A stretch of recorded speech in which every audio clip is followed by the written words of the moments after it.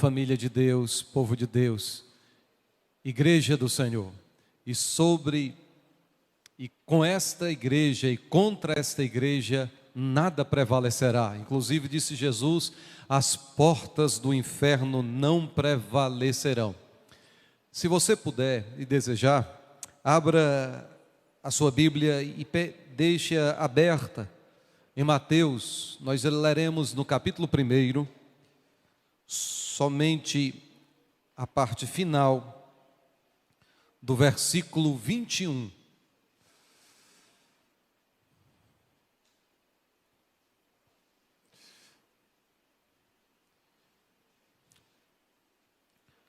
O Espírito Santo, ele inspirou os 4 evangelistas para falarem pelo seu ponto de vista a respeito da história de Jesus. Mas não são 4 relatos independentes. Eles são partes que estão interligadas, que complementam a mais bela, mais gloriosa, mais empolgante história já escrita. A história de Jesus. E nesta manhã eu quero trazer uma mensagem que é intitulada como a história de Jesus, baseada no evangelho que escreveu Mateus. Nós vamos caminhar neste dia no terreno sagrado, nos seus 28 capítulos. E nesse terreno de riquezas inesgotáveis, nós vamos colher pedras preciosas que enriquecem a nossa fé. Se você puder desejar deixá-lo aberto no Evangelho de Mateus, nós teremos lições e seremos edificados de maneira maravilhosa. Diz assim a parte final do versículo 21 de Mateus: Ele salvará o seu povo dos seus pecados. Mas antes de entrar propriamente neste versículo, você pode conferir comigo que do versículo 3 ao versículo 6, a Bíblia registra a genealogia de Jesus no que diz respeito ao nome de 4 mulheres. Tamar, além de Tamar, nós vemos Raabe, Rute e a mulher de Urias. Estas 4 mulheres tinham a mancha do pecado no seu nome. Mas Jesus, como veio se identificar e salvar os pecadores, ele não se envergonhou de na sua genealogia terem nomes, terem pecadores. Agora sim, neste versículo 21, queremos extrair algumas lições que este versículo traz para nós. Primeira lição, que todos que andam no pecado estão perdidos. Qualquer que seja a etnia, a doutrina, o idioma, a crença, a filosofia, independente de qualquer coisa, quem está andando no pecado está perdido. Mas hoje, ao longo deste sermão, eu irei ilustrar, enfatizar e declarar em alto e bom tom que Jesus veio buscar e salvar aqueles que se haviam perdido. Número 2, somente Jesus salva. Não é a riqueza, não é uma religião, nem mesmo a mãe de Jesus quem salva. Alguém já disse, e eu concordo plenamente, que o dinheiro, ele compra uma casa, mas não compra um lar. O dinheiro compra uma cama confortável, mas não compra o sono. O dinheiro compra uma mulher, mas não compra o seu coração. O dinheiro compra uma cruz, mas não compra a salvação. Salvação só em Jesus, porque a terceira verdade é Jesus quem salva os pecadores dos pecados, não nos pecados. Ele nos recebe como nós estamos, mas não permite que permaneçamos no pecado. Lá no livro de 1 João, no capítulo 1, no versículo 7, está escrito: se nós andarmos na luz, como na luz Ele está, o sangue de Jesus Cristo, seu Filho, nos purifica de todo o pecado. Em Hebreus, capítulo 12, versículo 14, este texto também corrobora com esta verdade, dizendo que sem santidade é impossível ver ao Senhor. Se nós formos para Atos, capítulo 4, versículo 12, nós veremos que só em Jesus há esperança, porque em nenhum outro nome há, dado entre os homens, debaixo do céu, pelo qual nós podemos alcançar a salvação. Só em Jesus, só em Jesus. E para nosso gozo, alegria, esperança, Ele está conosco nesta manhã. Ele está com você aonde você nos assiste através da internet. Ele conhece as nossas vidas, como disse o pastor, Ele nos envolve com seus braços meigos e amorosos. Ele nos sustenta com a destra da sua justiça, e Ele é poderoso para fazer além daquilo que pensamos ou imaginamos. Tudo é possível ao que crê. Nesta manhã quero encorajá-lo a colocar a sua fé em ação. Nesta manhã quero encorajá-lo a lançar-se aos pés do meigo Nazareno, para que a tua vida seja renovada, transformada, edificada, liberta. Bendito seja o poderoso nome de Jesus. Agora sim, no versículo 23, está escrito que a virgem conceberá e dará à luz um filho, e ele será chamado Emanuel, que traduzido é Deus conosco.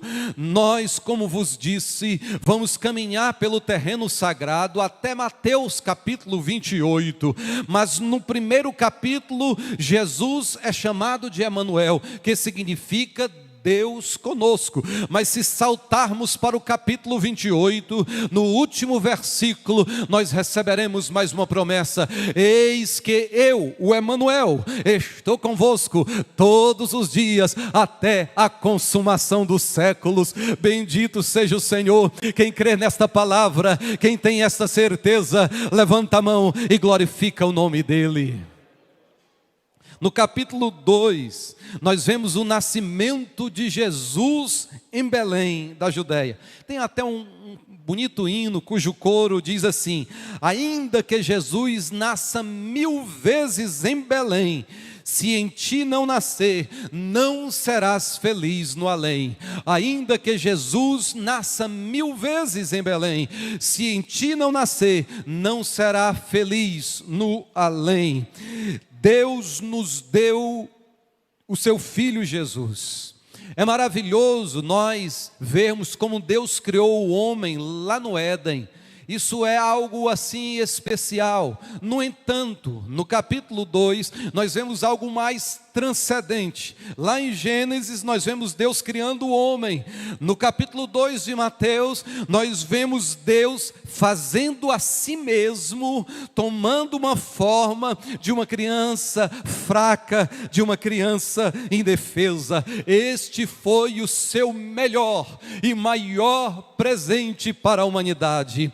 João 3,16, Deus amou o mundo de tal maneira que deu o seu Filho unigênito, para que todo aquele que nele crê não pereça, mas tenha a vida eterna. No entanto, a humanidade tem rejeitado o amor do Salvador, tem rejeitado esta dádiva singular, ímpar, gloriosa, que é a salvação em Cristo Jesus, para a sua própria perdição. Mas se você, neste dia, receber este presente, bendito seja o nome de Jesus, você experimentará a salvação, aonde o Evangelho está sendo pregado, aonde nós temos missionários, a palavra está sendo transmitida, o evangelho está transformando, homens cruéis têm se tornado em homens bondosos, perdidos alcançaram a salvação, e com você que nos assiste pela grande rede, não será diferente. O Deus que mudou a minha vida, muda também a tua vida. Provai e vede que o Senhor é bom, é maravilhoso, é glorioso, é excelso, é justo, é fiel, é poderoso, é inigualável, é sublime, Ele é indescritível, incomparável, e Ele está ao nosso alcance, Ele está para nos alcançar neste dia, pela exposição da sua palavra. Meus queridos, no capítulo 2 da sua Bíblia, a partir do primeiro versículo, nós veremos os magos que vêm do Oriente para adorar a Jesus, porque viram uma estrela, viram a sua estrela. Surge a indagação: por que Deus não revelou uma estrela também para o rei Herodes? A resposta é clara: porque Deus se revela para quem tem o coração aberto. Meus irmãos, nós podemos, examinando a Bíblia, ou vendo o que está à nossa volta, vermos estrelas que nos conduzem também a Jesus. E hoje, pela exposição do Evangelho, a estrela está brilhando sobre ti, e o nome dela é a resplandecente estrela da manhã. Jesus, a luz do mundo. Ele disse: eu sou a luz do mundo, quem me segue não andará em trevas, mas terá a luz da vida. Se nós vermos a natureza e examinarmos o Salmo de número 19, nós vemos uma estrela chamada natureza. Nós vemos o sol, a lua, os céus, os mares, os rios, as montanhas. Tudo isto aponta para o Salvador, tudo isto aponta para aquele que criou, de modo que os mundos não foram feitos do que é aparente, mas eles foram criados pelo poder da palavra de Deus. Tudo foi feito por meio de Jesus, e sem Ele nada do que foi feito se fez. A natureza também aponta para Jesus. Se você está sentindo a necessidade do perdão e da reconciliação, isto também é uma estrela que está te conduzindo para Jesus. Se você está passando por aflições, ou até mesmo acometido pelo Covid e está aflito, esta aflição talvez seja também uma estrela que está apontando para o Salvador. Também aqueles que têm esperança de redenção, de um mundo melhor, veem a estrela que aponta para Jesus. No versículo 11, ainda do capítulo 2 de Mateus, nós vemos que os magos se prostraram e adoraram. A verdadeira adoração, irmãos, inclui ofertarmos primeiramente as nossas vidas. Antes de ofertarmos os nossos recursos, Deus, antes de receber a nossa oferta, Ele exige receber a nossa vida. Os magos, depois de se prostrarem, de adorarem, eles ofertaram ouro, incenso e mirra. Bendito seja o nome do Senhor. Entregue sua vida ao Senhor, confia nele e o mais Ele fará. E depois entregue os teus recursos, seja o teu tempo, seja os teus talentos, habilidades, seja o teu dinheiro. Empregue os seus recursos para a glória de Deus e para crescimento do seu reino aqui na terra. Se você passar para o capítulo seguinte, o capítulo de número 3, nós veremos que passaram-se 28 anos entre o capítulo 2 e o capítulo 3, mas Deus não se esqueceu do seu plano. Ele estava preparando a hora, bendito é o nome do Senhor, a hora que os céus tinham determinado para que acontecesse um grande movimento da parte de Deus. Levantou-se um homem chamado João Batista, que era parecido com Elias, e a mensagem nós vemos no versículo 2: arrependei-vos, porque é chegado a vós o reino dos céus. ainda no capítulo 3, no versículo 16 e 17, nós vemos a primeira aparição da Trindade no Novo Testamento. Jesus nas águas batismais do Rio Jordão, os céus se abriram, o Espírito Santo desceu sobre ele em forma corpórea de uma pomba, a voz do Altíssimo brada desde os céus. Nós vemos o Pai, o Filho e o Espírito Santo aqui no capítulo 3, no versículos 16 e 17. Se nós seguirmos no terreno sagrado, no capítulo 4, nós veremos poucas menções a respeito de João Batista. Isso é natural. João Batista diminui e Cristo começa a crescer. João Batista desaparece e Cristo aparece. Assim como o sol que se levanta no fulgor dos seus raios no período da manhã apaga, faz com que a luz da lua desapareça, assim também convém que Cristo apareça e que nós desapareçamos, porque nós, como a lua somos, não temos luz própria, apenas refletimos a luz do sol da justiça. Por isso que Jesus disse: brilhe a vossa luz diante dos homens, para que vejam as vossas boas obras e glorifique ao vosso Pai que estás nos céus. Ainda no capítulo 4, nós vemos um momento marcante do ministério de Jesus, o período da tentação. Nesse período, nós vemos o segundo Adão, Jesus, ali para ser tentado, porque o primeiro Adão foi tentado no jardim do Éden, rodeado da bênção de Deus, com todos os recursos necessários para uma vida abundante. O primeiro Adão dependia toda a história e o destino do mundo inteiro, mas o primeiro Adão pecou e o pecado passou a toda a humanidade, por isso todos nós pecamos. Mas o segundo Adão, não num paraíso, não no jardim florido e com frutas em abundância, mas no deserto, foi tentado por Satanás. No entanto, ele permaneceu em pé, ele não caiu, ele venceu. Jesus mal tinha saído do Rio Jordão, porque lá no Rio Jordão os céus se abriram sobre Jesus. Logo em seguida,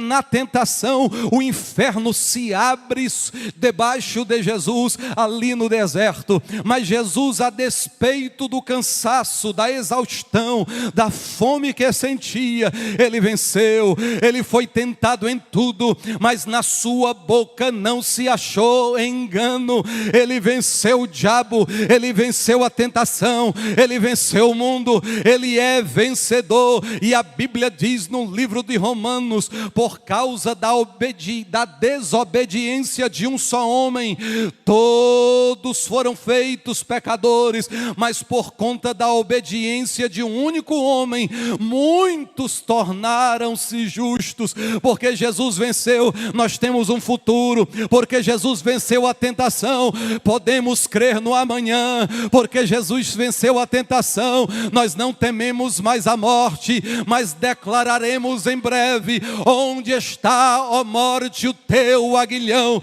Porque quem está em Cristo é mais do que vencedor. Meus irmãos, no versículo 16, ainda no capítulo 4, está escrito que as multidões estavam em trevas, mas elas viram uma grande luz, e os que estavam assentados na região da sombra da morte, raiou a luz. Versículo 18 a 24, Jesus chama os primeiros discípulos, e se você examinar, você verá que eles deixaram imediatamente as redes. Eles tiveram a sua oportunidade, eles exerceram o seu livre-arbítrio, eles tiveram o direito de escolha. A vida, ela é feita de escolhas. Aonde passaremos a nossa eternidade depende das nossas escolhas aqui. Não escolher já é uma escolha. Lembre-se que não escolher não lhe desresponsabiliza das consequências eternas. ou céu ou inferno, ou vida com Deus, ou condenação eterna. Escolha, pois, os céus, escolha, pois, a vida, escolha, pois, Jesus. No versículo 19, está escrito: vinde após mim, e eu vos farei pescadores de homens. Essa responsabilidade é para toda a igreja, recai sobre todos, da criança ao ancião. Independente de você ter sido chamado para o ministério integral, para exercer liderança ou alguma função eclesiástica, essa é a sua missão: levar e comunicar o Evangelho, testemunhar das grandezas de Deus, anunciar, demonstrar através do seu testemunho que Ele vive e que Ele reina e que nós o conhecemos, por isso vivemos para Ele. No capítulo 5 temos a sua mensagem mais conhecida, o Sermão do Monte, a constituição do reino, baseada na graça. Você poderá ver aqui na tela, a partir do versículo 3 ao versículo 12, as bem-aventuranças. Jesus se dirige nesse momento para os discípulos. Bem-aventurado fala de felicidade. Jesus quer que tenhamos felicidades, que sejamos felizes, e isso de forma abundante, uma vida realizada, uma vida plena. Isso não implica ausência de aflições, não, mas mesmo em meio à aflição, nós podemos nos alegrar, porque a consolação de Deus estará presente conosco. Meus queridos, e a alegria que Jesus quer dar, não é uma alegriazinha passageira, não, é uma felicidade profunda. Ela não vem do exterior, não depende do que temos, não depende do que fazemos, ela depende do que somos, ela vem de dentro da nossa alma. É esta alegria, meu querido, minha querida, que Jesus quer te dar neste dia. No versículo 13 e também no versículo 14, nós vemos Jesus dizendo que nós somos o sal da terra e a luz do mundo. O sal tem muitas características. O sal tem um poder antisséptico para conservar. O sal dá sabor. O sal, ele opera no interior, enquanto que a luz opera no exterior. O sal fala do caráter, a luz fala do testemunho. Caráter precede testemunho. Primeiro Deus trabalha em nós, para depois trabalhar através de nós. O Sermão do Monte continua no capítulo 6. Se você abrir aí no versículo 9, temos a oração do Pai Nosso. Aqui nós vemos um grande contraste entre o sermão e o Antigo Testamento. Porque em todo o Testamento, Antigo Testamento, Deus é considerado como o grande Deus soberano, poderoso, glorioso. Mas aqui, Jesus se dirige a Deus como Pai, Pai Nosso. Somente no Sermão do Monte, que está presente, que se estende do capítulo 5 ao capítulo 7 de Mateus, por 17 vezes, Deus é chamado de Pai. No capítulo 7, considerando os versículos 13 a 29, nós vemos como que é o apelo do Sermão do Monte, do versículo 13 ao versículo 29, Cristo, no começo, como nós vimos agora há pouco, lá no capítulo 5, versículo 1 e 2, Jesus se dirigia aos discípulos. Agora, a sua audiência aumentou. Ele subiu no monte, estava no monte, o auditório foi sendo acrescentado, havia agora um auditório misto. E agora ele lança o apelo. Ele fala de duas portas. Ele fala de duas estradas, ele fala de duas árvores, ele fala de dois destinos eternos, ele fala dando aos homens a opção, ele fala de escolhas. E neste dia, mais uma vez, eu quero encorajá-lo a escolher Jesus, a escolher a vida, a escolher a salvação, porque somente nele poderemos alcançar o livramento da ira vindoura. No capítulo 8 e 9, Mateus chama a nossa atenção para as credenciais de Jesus. Mateus apresenta-o como aquele que faz maravilhas, milagres, sinais, prodígios, coisas extraordinárias. Se nós vermos, nós veremos que as enfermidades foram curadas. Jesus, nestes 2 capítulos, tem autoridade sobre os demônios para expeli-los, sobre a morte para ressuscitar, sobre a paralisia para fazê-los andar. Jesus manifesta-se como todo-poderoso. No capítulo 10, nós vemos a eleição e a comissão dos apóstolos. No versículo 1 e 2, Jesus chama e qualifica e dá autoridade aos seus 12 discípulos. E nesse capítulo também, pela primeira vez, os discípulos são chamados de apóstolos. Jesus é o nosso apóstolo. Hebreus capítulo 13, versículo 1, ele é o apóstolo da nossa confissão. A palavra apóstolo significa enviado, mensageiro. Ele foi enviado, ele é o mensageiro do Pai, bendito é o nome do Senhor. E agora ele constitui, depois de uma noite de oração, 12 apóstolos, para também enviar. Lá em João, no capítulo 20, no versículo 21, está escrito, Jesus disse: assim como o Pai me enviou, eu vos envio a vós. Esta grande comissão, lá de João, também recai sobre nós neste dia. No capítulo 11, se nós formos para os versículos 28 e versículo 30, veremos o convite do Salvador. Vinde a mim todos os que estão cansados e oprimidos, e eu vos aliviarei. Jesus, ele tinha aprendido a profissão do Pai, ele era carpinteiro. Provavelmente, Jesus era conhecido em toda a região como o melhor carpinteiro de fazer jugos, para colocar sobre os bois que aravam a terra. O jugo era suave, não feria o lombo do boi. Jesus era muito conhecido, e metaforicamente ele usa esta expressão para falar do jugo. Tomai sobre vós o meu jugo, e aprendei de mim, que sou manso e humilde de coração, porque o meu jugo é suave, e o meu fardo é leve. O fardo de Jesus é leve, não é pesado não. Submeter-se a Jesus não é escravidão não, pelo contrário, é libertação da escravidão. Quanto mais nos submetemos, aliás, subjugar-se vem da expressão jugo. Quanto mais nos submetemos a Jesus, quanto mais nos rendemos ao seu senhorio, mais livres seremos, mais felizes seremos. E o fardo de Jesus não é pesado, os seus mandamentos não são pesados não.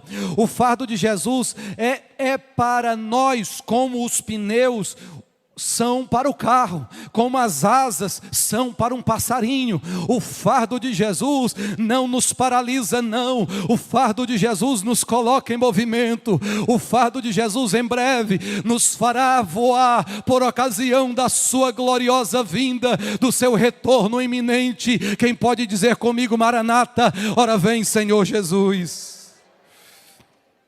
No capítulo 12 de Mateus, vemos, e agora vamos acelerar, vemos começar com os fariseus, criticando a Jesus, e o capítulo 12 termina com a própria família de Jesus, desacreditando, rejeitando a sua pregação, seu ministério, mas era para se cumprir. Ele foi o mais indigno e o desprezado entre os homens. A palavra de Deus tem o seu fiel cumprimento. No capítulo 13, Jesus pronuncia muitas parábolas, para cumprir-se o que disse o profeta: abrirei a minha boca em parábolas e proclamarei coisas ocultas desde a criação do mundo. Foi o método que Jesus escolheu para nos revelar os mistérios do reino. Bendito seja o nome de Jesus. No capítulo 14, Jesus multiplica pães, Ele anda sobre as ondas, Ele anda sobre as ondas. Isso nos dá a entender que independente do tamanho da onda, seja ela uma onda gigantesca, colossal, lembre-se, Jesus anda sobre as ondas, Jesus está acima do teu problema. Muitas são as aflições dos justos, mas o Senhor o livra de todas. Ainda no capítulo 14, nós vemos que as multidões, as pessoas iam tocar na orla da veste de Jesus, e todos que tocavam com fé eram curados. No capítulo 15, ele cura a filha da mulher cananeia, expelindo um demônio. Se você avançar um pouco, nós veremos Jesus agora em Decápolis, e as multidões afluíram, trazendo coxos, cegos, mudos, aleijados e muitos outros. Lá no versículo 30 e no versículo 31, a Bíblia diz que todos foram curados, e no versículo 31 de Mateus capítulo 15, as multidões ficam maravilhadas, porque viram os mudos falando, os aleijados sãos, os coxos a andar, os cegos a ver, e todos glorificavam ao Deus de Israel. No capítulo 16, neste capítulo, ele volta-se novamente para os discípulos. No versículo 21, começa a mostrar-lhes que seria morto, mas que ressuscitaria ao terceiro dia. Neste capítulo 16, no versículo 18 e 19, ele faz menção pela primeira vez à igreja. Sobre esta pedra, disse Jesus, edificarei a minha igreja, e as portas do inferno não prevalecerão contra ela. E eu te darei as chaves do reino dos céus, e tudo o que ligares na terra será ligado nos céus, e tudo o que desligares na terra será desligado no céu. Ei, hoje você pode fazer uma conexão com Deus. Deus está sempre online, através do Wi-Fi da sua fé. Você vai fazer uma oração, vai enviar um clamor, e vai receber a resposta do perdão, vai receber de Deus o que você precisa. Quem crer nesta palavra, glorifica o nome de Jesus.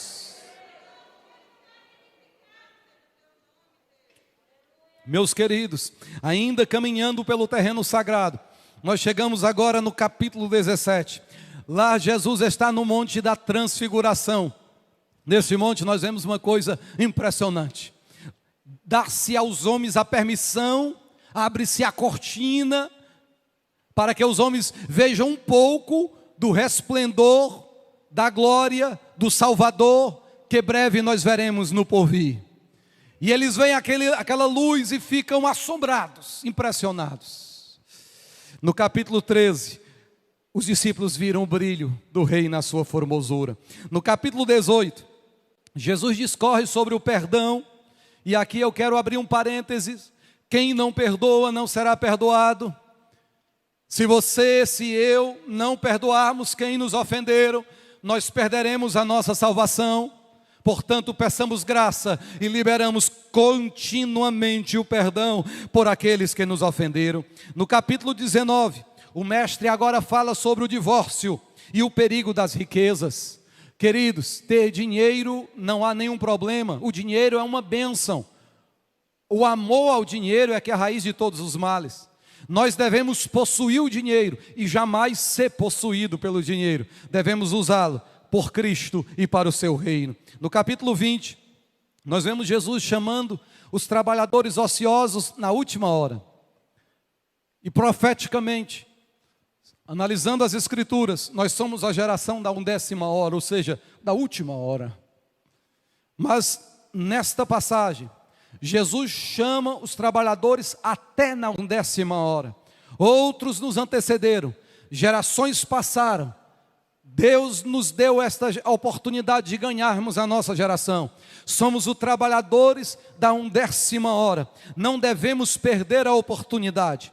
E como está escrito em Romanos, no capítulo 13, no versículo 11 e 14, como conhecemos o tempo, e sabemos que é chegado o tempo de despertarmos do sono, porque a nossa salvação está agora mais perto de nós do que quando aceitamos a fé. O versículo seguinte diz: a noite é passada, o dia é chegado, rejeitemos, pois, as obras das trevas e vistamo-nos das armas da luz. Ainda dá tempo, você foi alistado, Jesus não desiste de você, Ele quer que você cumpra o seu ministério, atenda a sua vocação e viva para a sua glória, seja uma testemunha de Jesus, aonde você estiver. No capítulo 21, inicia-se neste capítulo a narrativa dos eventos que ocorreram na Semana da Paixão. Nós vemos aqui neste capítulo a entrada triunfal de Jesus em Jerusalém. A grande hora está se aproximando. No capítulo 22, nos versículos 36 ao 40, Jesus fala do grande mandamento quando questionado por alguém. O mestre responde: amarás ao Senhor teu Deus de todo o teu coração, de toda a tua alma, de todo o teu pensamento, seguindo. Este é o primeiro e grande mandamento. E o segundo, semelhante a este, é: amarás o teu próximo como a ti mesmo. Destes dois mandamentos dependem toda a lei e os profetas. Agora, já no capítulo 23, nós vemos a mensagem, o discurso censurando a hipocrisia dos escribas e fariseus, e nós vemos vários ais de Jesus, e para nossa, assim, digamos, para nos causar uma certa admiração, a mesma quantidade dos ais de Jesus aqui do capítulo 23, é o mesmo número de bem-aventuranças que Jesus pronunciou aos seus discípulos lá no capítulo 5, meus queridos, isso é interessante constatar, mas vamos caminhando na Terra Santa, no terreno sagrado, vamos nos enriquecendo com essas pedras preciosas que estão contidas na palavra. E agora no capítulo 24, Jesus fala do início, do princípio, anuncia o princípio das dores, e nós estamos vivenciando esse tempo. Nós, a igreja odierna, estar atravessando o princípio das dores. Nesse capítulo também fala da grande tribulação, também fala do retorno de Jesus. Bendito seja o nome do Senhor. Podemos declarar: mais um pouco xoxinho de tempo, o que há de vir, Ele virá. Quem tem esta esperança, diz a palavra, se santifique, porque Ele é santo, e sem santidade é impossível ver ao Senhor. No capítulo 25, a Bíblia Sagrada, meus queridos, e estamos concluindo, ela nos adverte através da parábola das 10 virgens: somente aqueles que têm azeite de reservas estarão preparados para o encontro nupcial. No capítulo 26, nós vemos o pacto da traição, a última Páscoa, a agonia do Getsemane. Aqui eu quero abrir um pouco parênteses e falar do versículo 36 a 34, simplesmente citá-lo. Jesus Cristo aqui faz uma oração ao Pai. Ele declara que a sua alma está profundamente triste até a morte, e ele faz uma oração: Pai, se possível, passa de mim este cálice, todavia não seja feito a minha vontade, mas a tua vontade. E esta oração, entre os versículos 36 e 40 do capítulo 26, ele repete por 3 vezes. Jesus repete, mas ele foi até as últimas consequências. Ele não desistiu de mim, ele não desistiu de você. No capítulo 27, Jesus é preso, Jesus é coroado de espinhos, ele é crucificado e ele entrega a sua vida ali no Calvário. Bendito seja o seu santo nome. E agora, ainda no capítulo 27, diz a Bíblia que ele morre e ele é sepultado. Mas no capítulo 28, diga comigo, mas no capítulo 28, ele ressuscitou. No primeiro dia da semana, Maria Madalena e a outra Maria foram até o sepulcro. Bendito seja o nome do Senhor. E naquela madrugada, acontece que um anjo do Senhor desce do céu, e ele tinha um aspecto de um relâmpago, e quando ele desceu, tremeu tudo. Os guardas viram aquele anjo, ficaram tão amedrontados que ficaram paralisados como se estivessem mortos. O anjo remove a pedra e senta sobre a pedra. Maria Madalena e a outra Maria chega, e o anjo se dirige para ela: eu sei que vocês vieram atrás de Jesus, ele já ressuscitou, olha aqui o local que ele jazia, e de dizer aos irmãos, aos discípulos, que ele vai adiante de vós para Galileia. Maria Madalena fica admirada, começa a se direcionar, quando de repente Jesus se encontra com Maria, ainda naquele recinto, e ela percebe que é Jesus, e diz Mateus no capítulo 28, que elas se lançam aos pés do Salvador. Ei, lance-se aos pés do Salvador em adoração nesta manhã também. Humilhe-se, pois, debaixo da potente mão de Deus, porque a seu tempo Ele vai te exaltar. E Jesus disse: olha, vá dizer aos meus irmãos que eu vou adiante deles para a Galileia. E lá Jesus se encontra com os discípulos, e agora, no momento das últimas palavras de Jesus na terra, ele lança a grande comissão. Lá em Mateus no capítulo 28, no versículos 16 a 20, nós podemos visualizar o texto que fala da grande comissão. Diz ainda o versículo 16 que os 11 discípulos partiram para a Galileia, para o monte, para o local que Jesus tinha designado. Quando viram, adoraram, mas alguns duvidaram. Chegando-se a Jesus, Jesus falou-lhes dizendo: é-me dado todo o poder nos céus e na terra. Bendito seja o seu santo nome. Portanto, ide e ensinai e fazei discípulos, batizando-os em nome do Pai, do Filho e do Espírito Santo. Diga todos comigo o último versículo: ensinando-os a guardar todas as coisas que eu vos tenho mandado. E agora todos juntos numa só voz: 1, 2, 3.